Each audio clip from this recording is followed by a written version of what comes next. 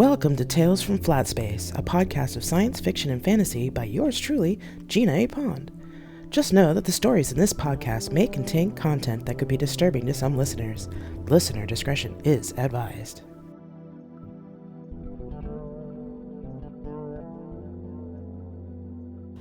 So this is Consortium, Part 1, Loki, Chapter 21, Marcia.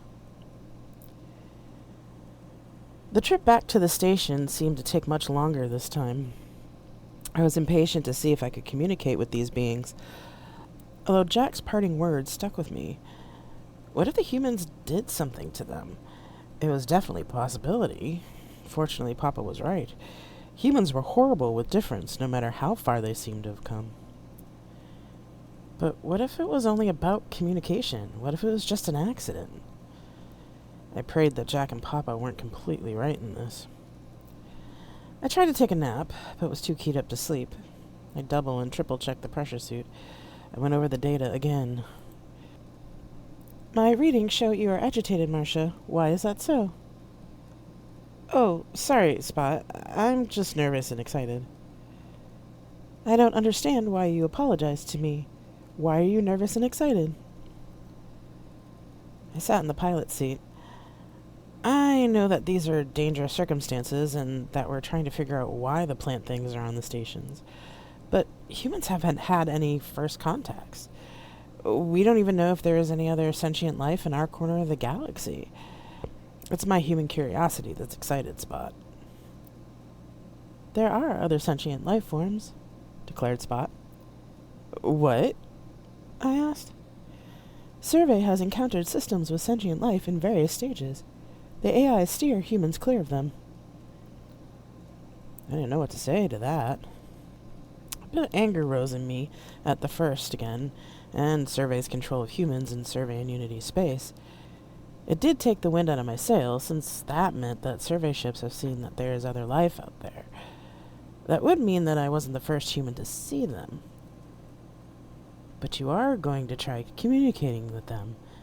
You're contacting them head-on because more lives could be at stake, I thought.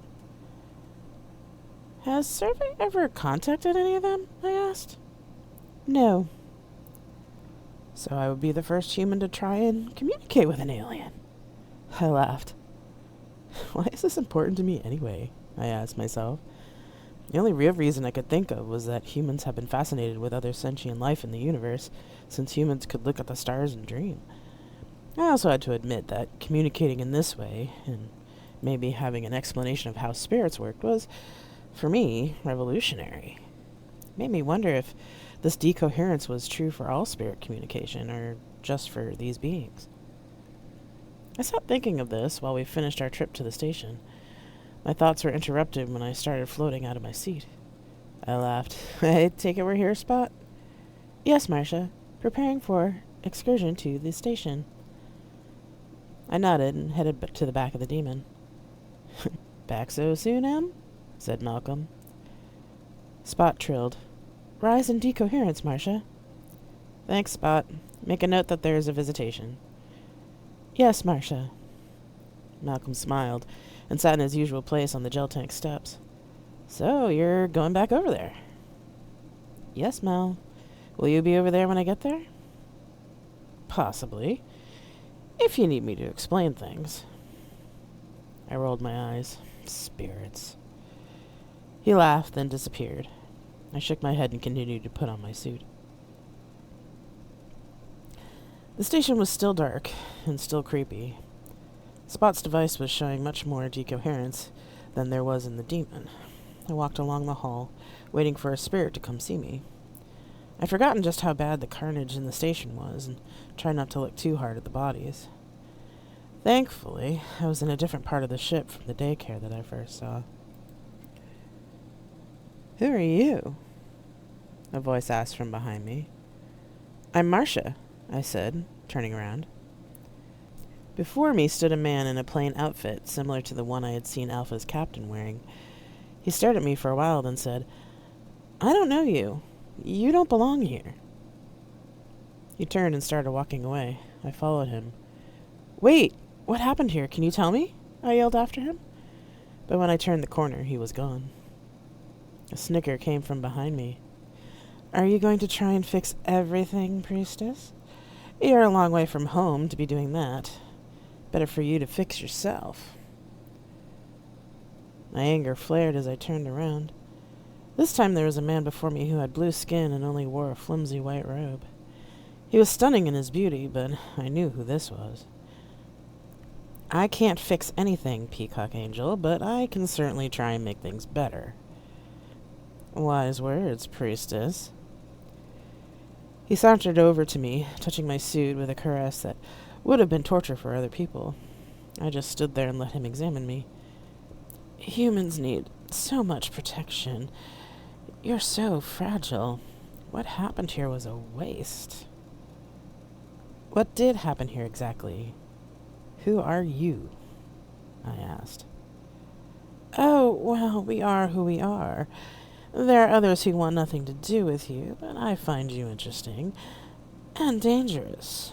You woke us up from a very long sleep.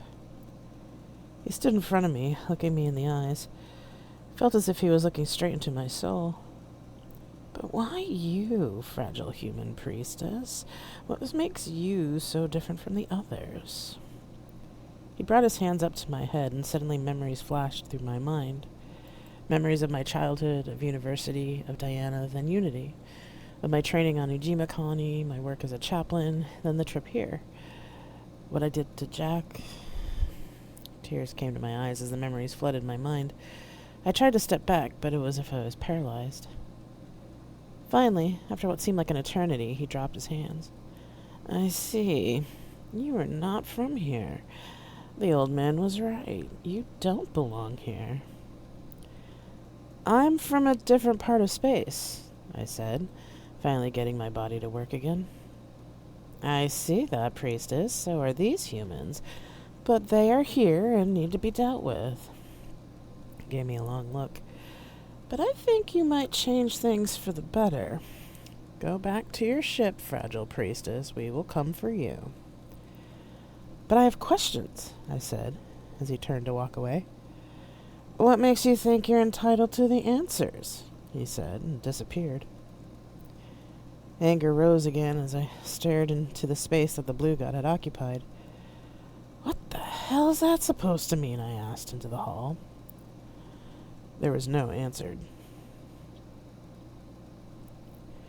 Dealing with the blue god made me grumpy. When I jumped back to the demon, I was in no mood to see any other spirits. I wrestled myself out of my suit, then dialed some chocolate cake from the printer and strapped myself into the pilot's seat to eat it.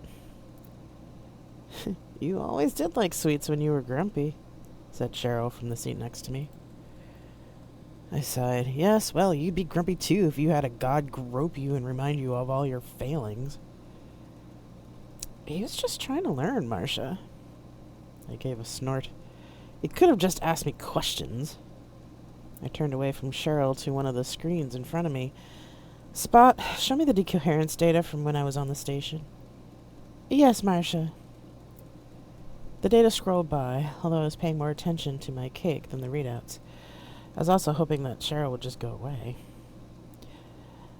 I could give you some answers, but I'm only allowed to give so much. There's a price for this. I turned towards her, and there was sadness in her eyes. Isn't there always a price, Cheryl? She nodded. We are learning about you, about humans. There was damage, and we didn't know who you were. You woke us up from a long sleep. It was similar to what the blue god had said. Who are you? Cheryl looked upwards as if listening. We are old. We exist on what you call a planet. You're from a planet? Why do you take forms of the dead or of gods? She shook her head. There is no other way, she said, and disappeared. Cheryl, where'd you go? Spot, was the decoherence in the demon high again? Yes, Marcia, it just dropped again. It was communication. I was sure of it now, but the riddles were maddening. I finished my cake.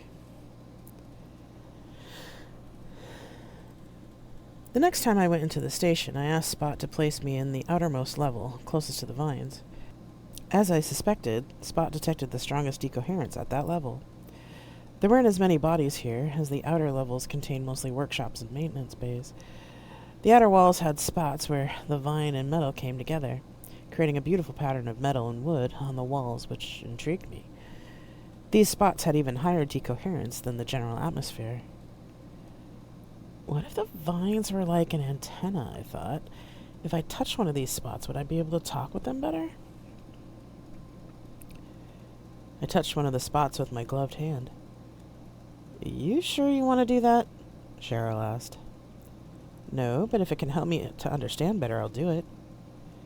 Cheryl didn't say anything, but looked worried. Just as she looked like she was going to say something else, she disappeared.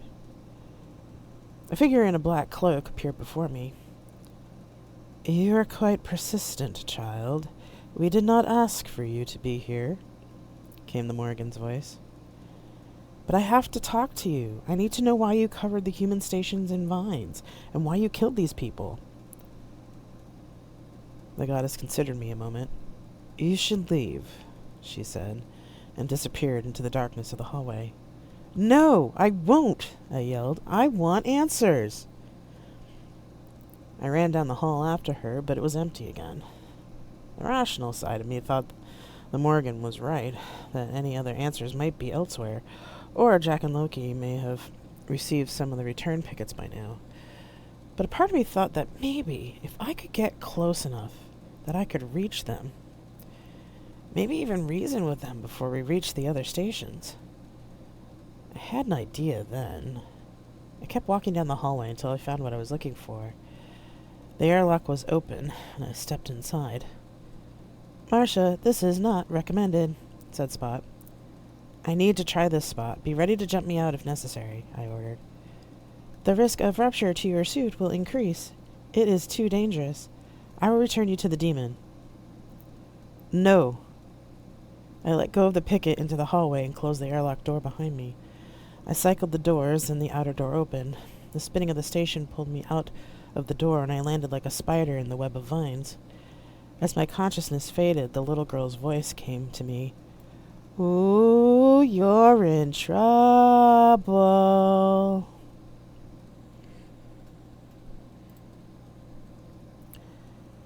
Chapter 22. Marcia. She's always been impatient, Mama, said Papa. I can see that, said a warm but powerful feminine voice. She is a contamination. We should kill her before she lets other humans know what we are. The voice was neither masculine nor feminine, but sounded otherworldly.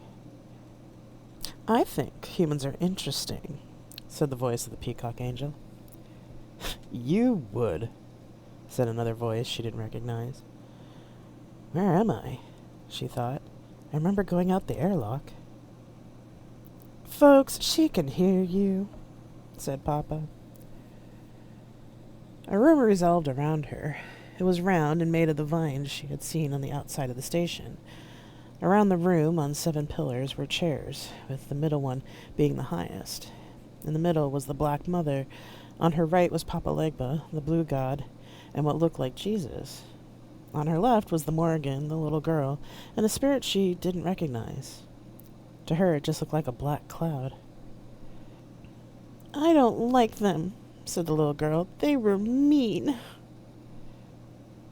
But they are just children, Nimue, said Jesus. They don't know what they did, and we did kill in our anger. We have a chance to rectify that mistake. It was no mistake, it was justice, said the voice from the cloud. The Black Mother held up her hand. Child, you should not be here.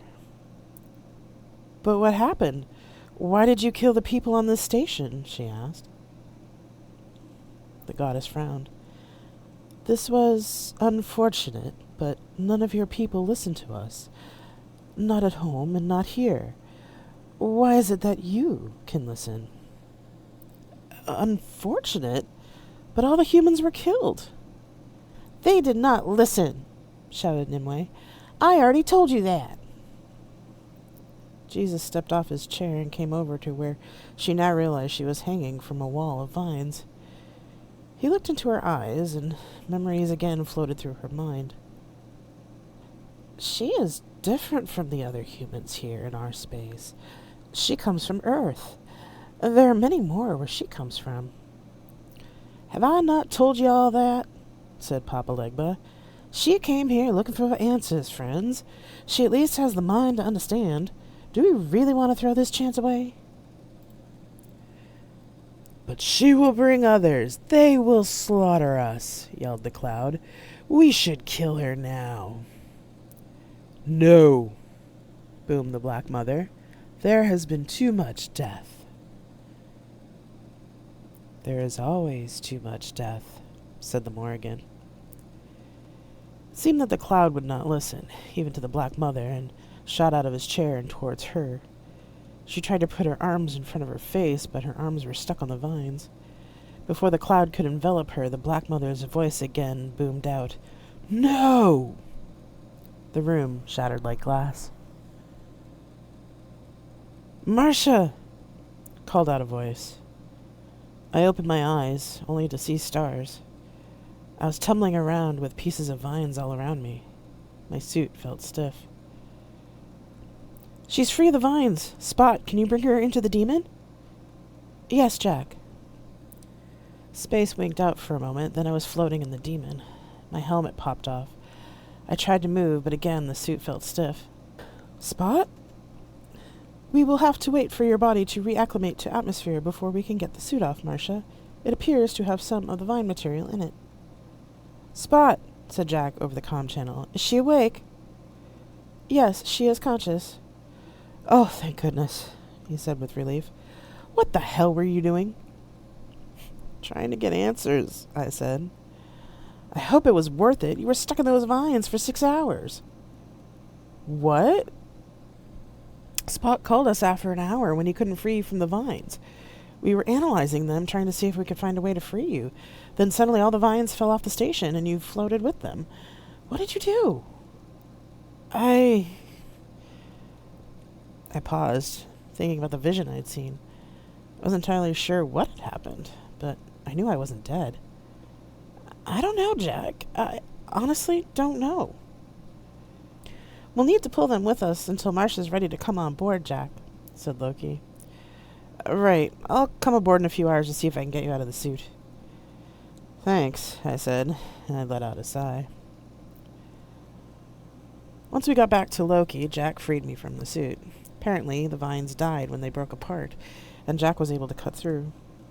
They pulled the demon into the ship, and Jack was gracious enough to let me shower and change before we talked. As I pulled my clothes on, I was mentally kicking myself. They had all warned me, but I had been too stubborn to listen. I realized I came close to dying again out there, and I was lucky that I didn't. I also had the feeling that I was right about the vines, and that they were some sort of antenna. Spot? Yes, Marcia. What happened to the decoherence levels when I touched the vines? It spiked off the scale until the vines broke apart. Then the decoherence returned to normal levels for regular space. I see, I said. I then remembered what happened when I went out the airlock. Sheepishly, I said, I'm sorry, Spot, for what happened at the airlock. Spot gave a minor key trill. It was not recommended. I know. Why did you still go out? He asked. I thought I could get answers if I touched the vines. Did you get the answers? He asked. I thought about it as I pulled my shoes on. I don't know, Spot. I'm not sure I understand what happened to me out there. You became unconscious when you were attached to the vines. I could not wake you, which is when I tried to follow your command to bring you back to Loki. I could not jump you out of the vines without damage to you, so I called Loki for help. You did the right thing, Spot. There was one anomaly, besides the decoherence being high. What was that, Spot? Your vital signs dropped briefly before the vines came off the station. I went still. They did? I asked quietly. Yes. I put my head in my hands. They all warned me, I whispered to myself. Jack stared at me for a long moment. Then he had the look that he got when talking to Loki. He finally sat down and asked, "What did you learn?" I took a breath and recounted what I saw while I was inside the station and while trapped in the vines. I rubbed my hands over my head when I was finished. They all told me, Jack, but I didn't listen. I'm not entirely sure what to make of the different deities, but the only thing I can think of is that there are different groups or leaders. It's the only thing that makes sense from a cultural and behavioral point of view. I just wish they hadn't tried to kill you in the process, Jack said. I winced again, but didn't say anything. The data is interesting, though, said Loki. The decoherence was off the scale when you went out on the vines, and it seems when you logged the visions, the decoherence was spiking, both in the demon and on the station. Ultimately, I think your theory is correct. Thanks, Loki. Have any of the pickets returned yet? I asked. Not yet, he said, but a couple of the closest ones should have returned by now, and that worries me.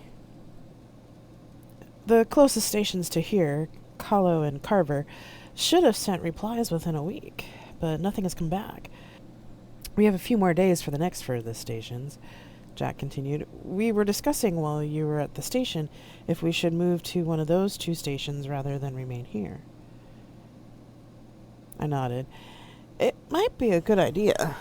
We have no idea what the situation is elsewhere, or if there are people we can help. The one thing that keeps coming up with these beings is that I'm different.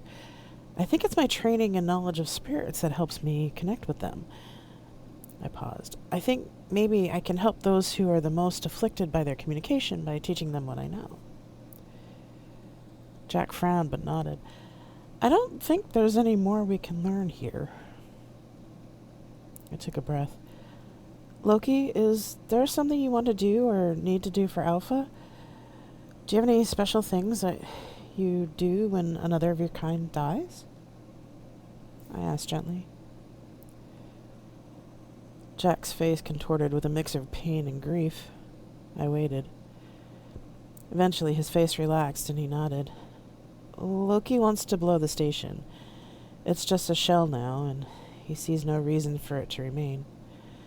It's unlikely that anyone but Survey would be able to come out here, but he doesn't want anyone else on the station. He's making the micro-pickets now. I nodded. Jack let out a sigh. I'm sorry I yelled at you, but you really scared me. I don't want you to die, Marcia. His voice cracked a bit. I will die eventually, I said. Yes, but you're only in your 60s. You have a lot more life left to live. I nodded. For some reason, that thought made me apprehensive. I couldn't figure out why, but there's also a part of me that accepted that what Jack said might not be the case. I pushed that thought aside as something to do with surviving another near-death experience. Yes, I do, I said to Jack. Changing the topic, I said, should we have some sort of ceremony, Jack? I could do something in the chapel.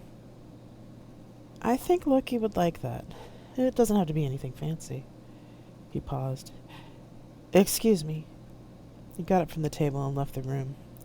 The echoing silence in the room told me that Loki had left the room as well. I was glad they had each other.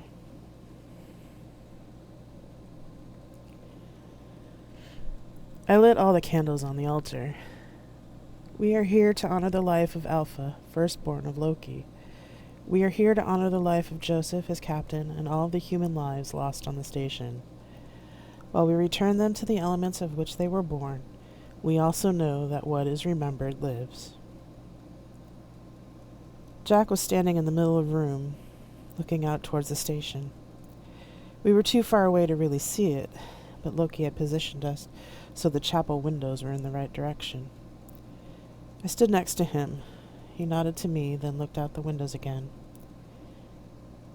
He was my first station, Loki said. I remember when he first gained consciousness and started asking questions. He was always so curious about things. I was glad he was the first to accept humans, and I was proud the day he named himself. Loki paused. I will miss hearing his voice. I will miss his humans asking me questions. The young ones especially always like to ask me things. I looked over at Jack. There were tears running down his cheeks. I took his hand. He looked at me and gave me a small smile. I couldn't imagine the grief he was feeling from Loki. I wondered, not for the first time, if it was difficult for him to distinguish between his own feelings and Loki's. We looked back out the window. Goodbye, my son, Loki said. There was a ball of bright light, then a cloud billowed out from where the station had been.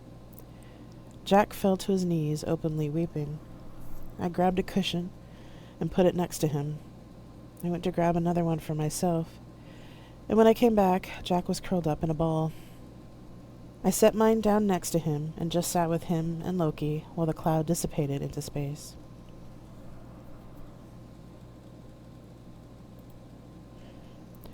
Part 2. Poe. Chapter 23. Homeworld. 2066. Earth Reckoning. My ship arrived at the homeworld after what would have been many solar turns on Earth.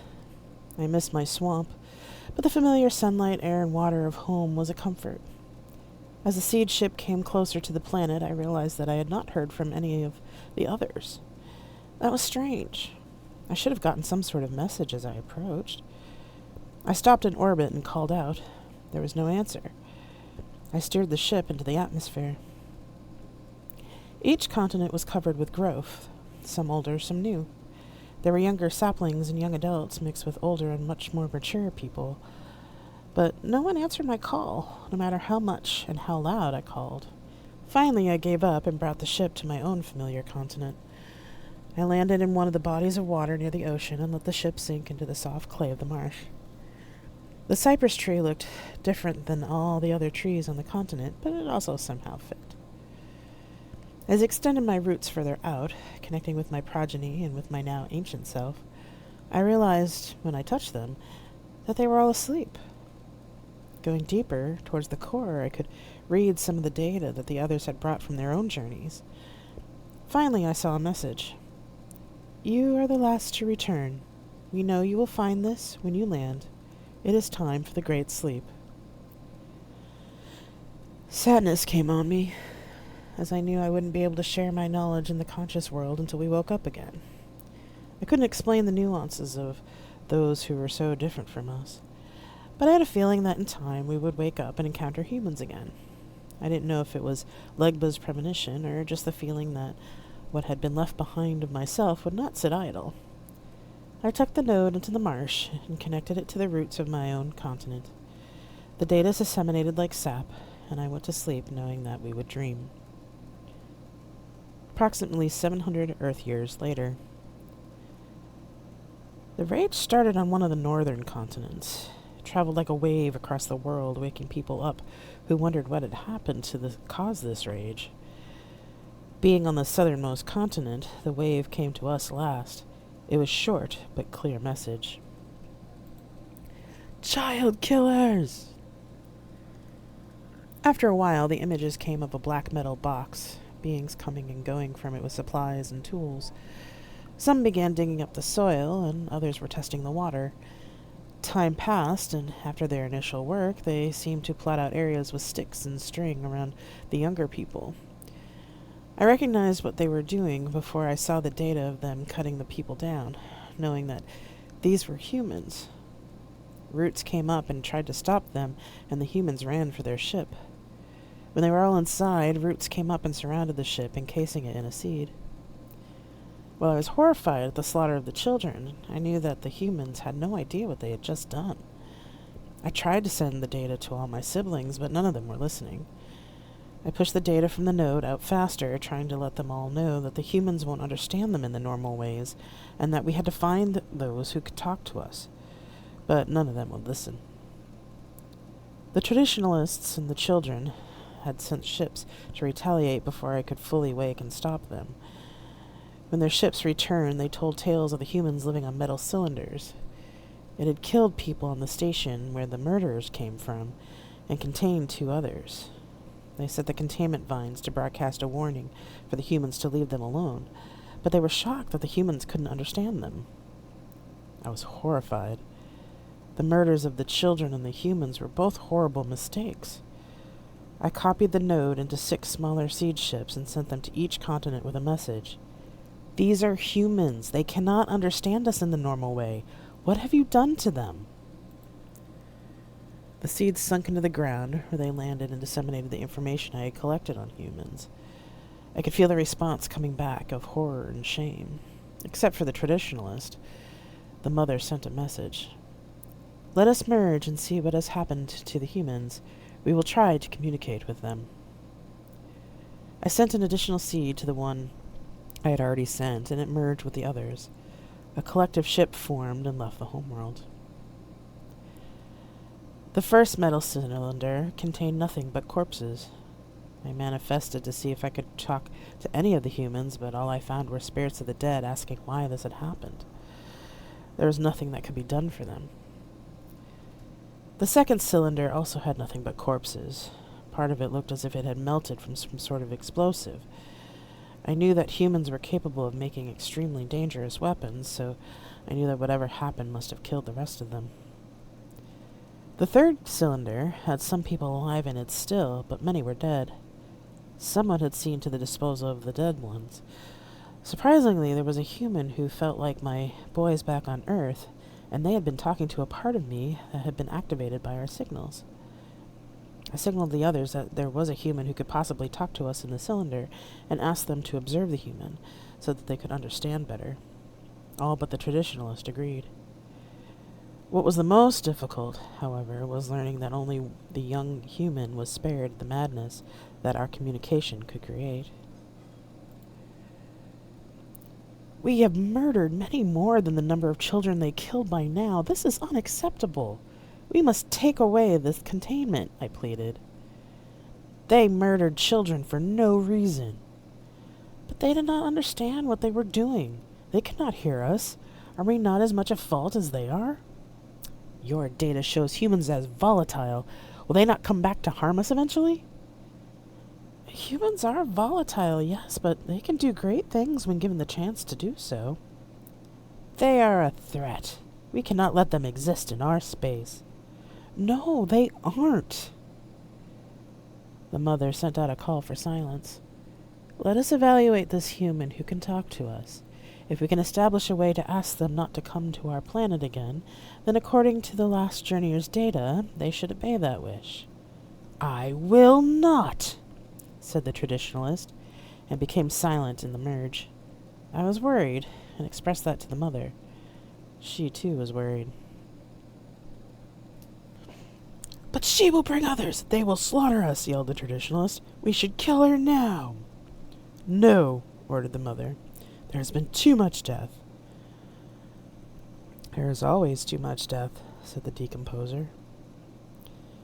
It seemed that the traditionalist would not listen, even to the mother, and attempted to kill the woman who was the first to really try and communicate with us. She tried to move her arms, but we had melded with the suit she wore for protection in space in order to communicate. Before the traditionalist could harm her mind, the mother came between him and the woman. No, the mother said.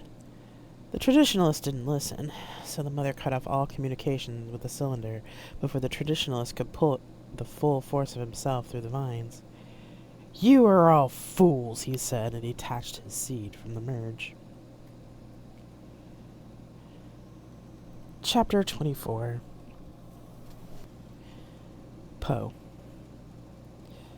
Oh dear, I heard from the doorway behind me. I take it the portfolio review didn't go well.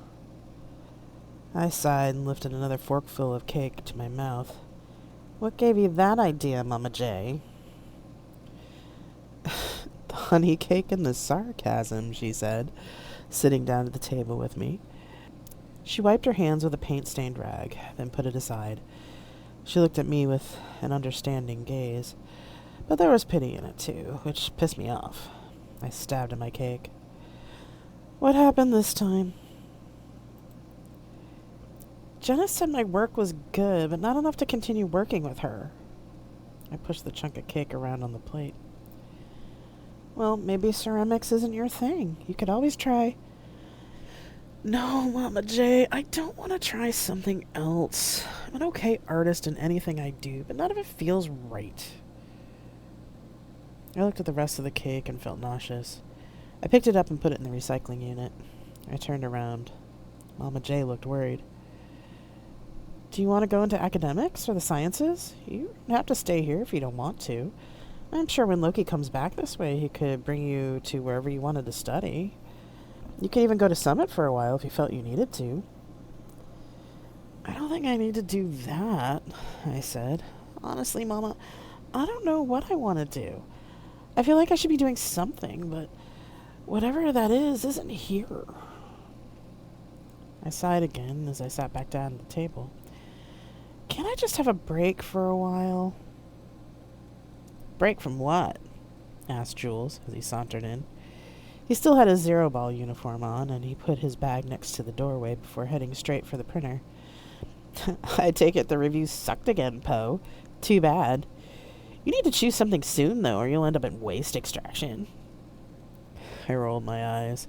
That joke was so old, especially since the AI of Wilson Station had created technology that made it unnecessary for humans to do anything like that. Oh, please, I said. Or maybe you'll have to go look after the babies, he teased. Jules, give it a rest, ordered Mama J. She focused back on me. Okay, I'll ask Speaker Letty if she'll let you have some time off before they assign you a task. But you have to promise me that you'll do some serious thinking about what you feel. Maybe even going to the healers to talk to someone, okay? She gave me a pointed look. I worry about you, Princess. Ugh, Princess. Sorry, love. Old habits die hard. I'm sorry it slips out now and again. Mama J got up, came around the table, and gave me a kiss on the head. She then pointed to Jules. You, go grab a shower after your protein, all right? You stink. And put your clothes in the cleaner.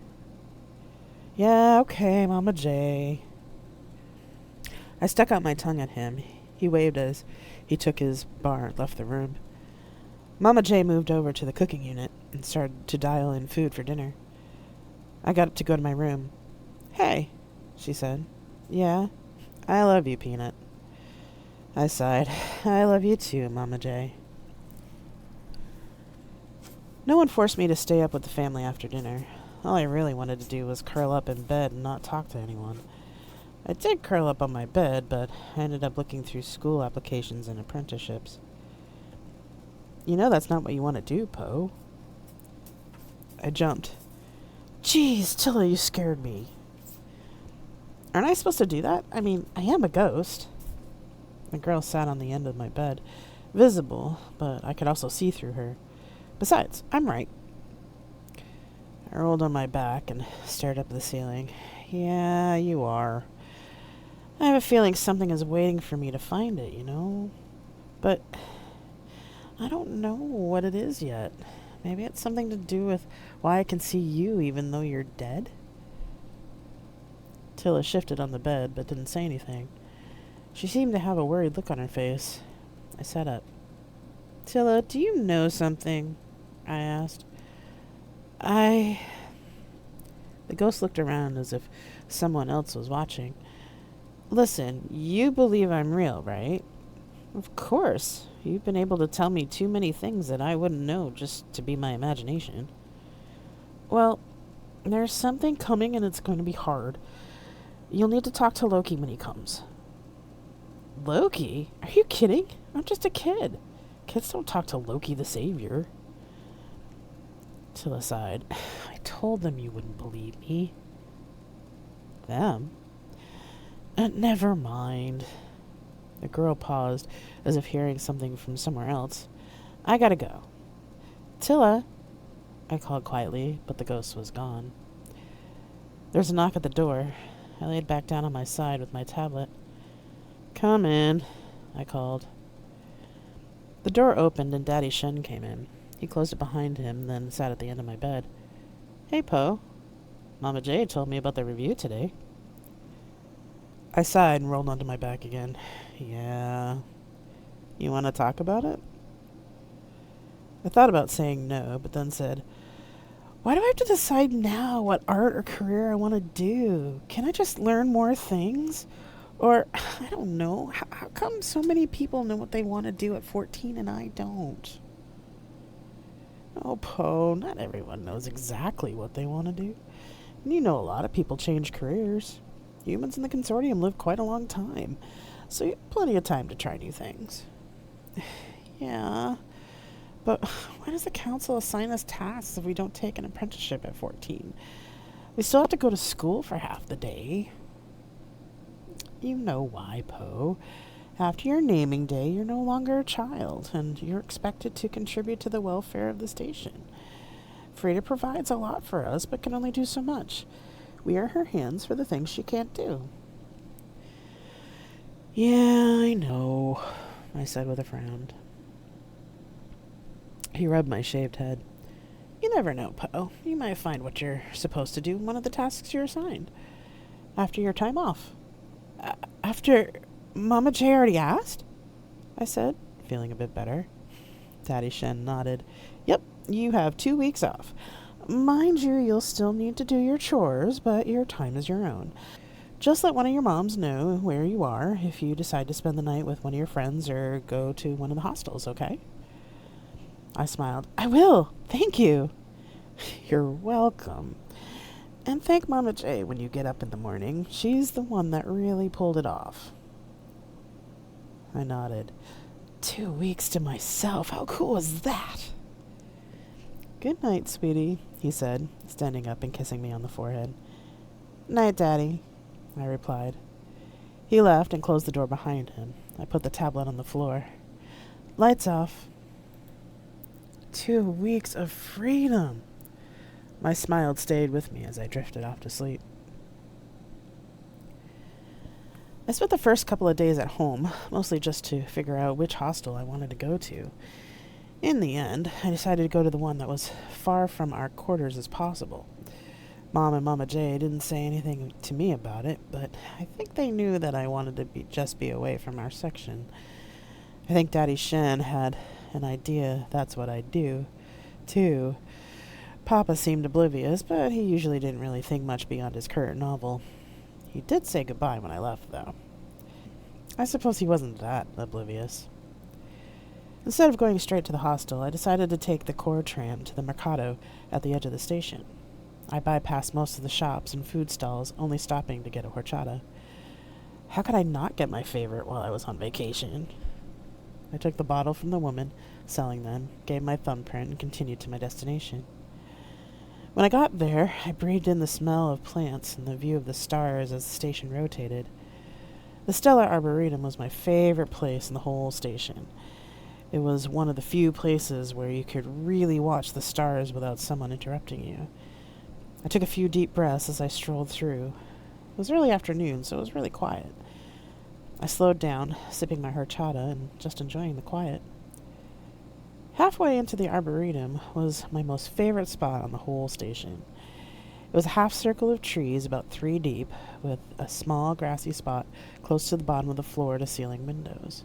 It was one of the few private spots on the station, and I was excited to see that no one else was there when I approached. I threw my bag down and did a little dance. Freedom for nearly 2 weeks. I flopped on the grass and looked up at the stars. The yellow glowing spots moved around me as the station moved. I always imagined myself among the stars when I came here. I wondered what it was like for our ancestors to travel all the way from Earth. Sometimes I imagined what it'd be like to find Earth again. Did people still live there? Or did it get destroyed like the ancestors' texts say? I wondered if Loki knew about Earth. My thoughts drifted in and out, imagining traveling to old Earth and meeting the people there. Earth had so many things that the Consortium didn't have.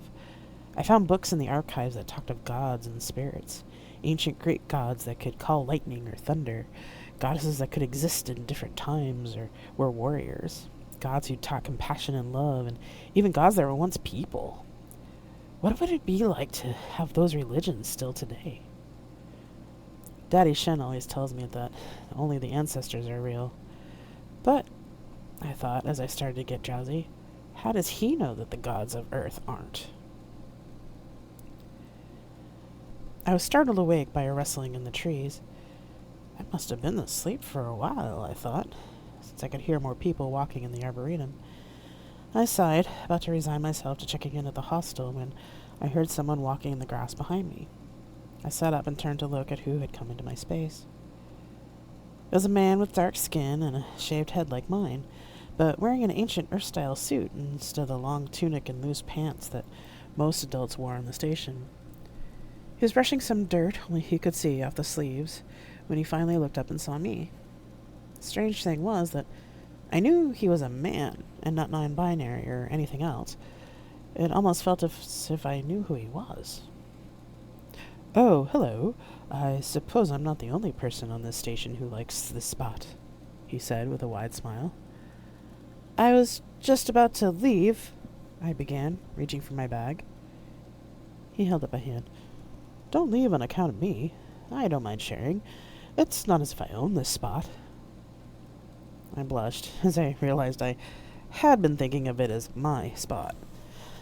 "Okay, sure." He made his way to where I was sitting, lowering himself to the ground near me, but not close enough to invade my space. I thought that was nice of him, especially since he was an adult. The man didn't say anything more, just stared out the windows at the stars. We both sat like that for a while. "They're beautiful, aren't they?" the man asked, startling me. "Yeah," I replied. "They make you think that anything is possible, don't they?" I nodded, surprised. "Yeah, they do. I want to see more of them someday," I blurted out. Now, why did I tell him that? "Oh, I bet you will. Things don't always stay the same, you know." "I don't know.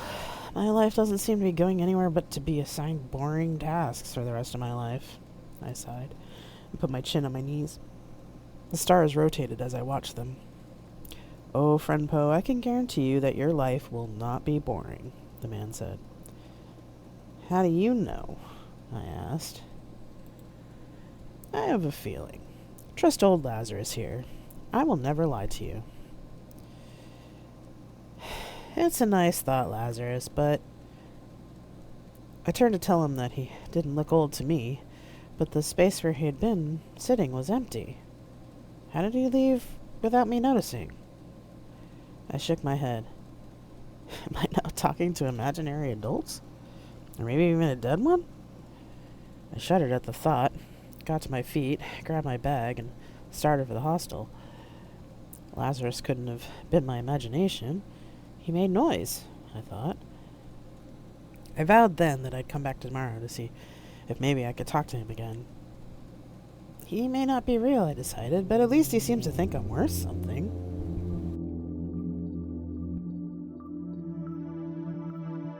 You have been listening to Tales from Flat Space.